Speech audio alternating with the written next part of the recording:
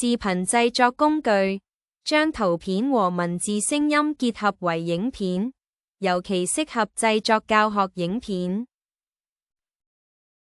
大家好，今日同大家分享個超簡單好用嘅視頻製作工具，將圖片和文字聲音結合為影片，然後給你一個下載連結，輸出格式為 MP4， 你可以將該影片上傳到 YouTube。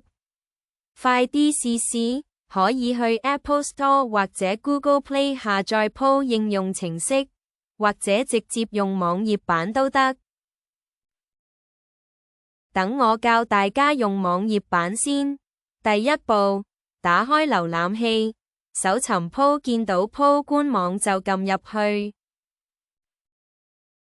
入到去會問你想裝應用程式定用網頁版。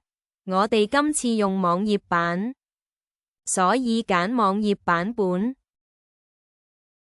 第一次用要登入㗎，可以用 email 登記，或者簡單啲直接用 Google 賬號登入，所以揀第一個選項。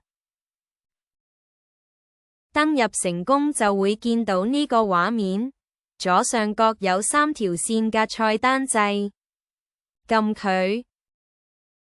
喺菜單上揀你的 bot，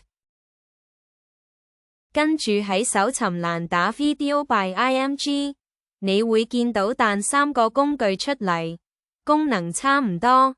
我今次用 Video by IMG Canton 做示範，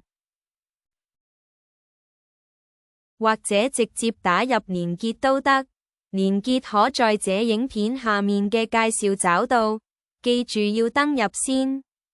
入到工具頁會見到介紹，想知多啲可以撳查看更多。睇完介紹就可以開始用啦。撳添加掣揀相片或者用手機影相，喺輸入框度打呢張相嘅描述，跟住撳藍色掣提交，繼續逐張加相同描述。到最後一張時，記得喺描述後面加完成代碼。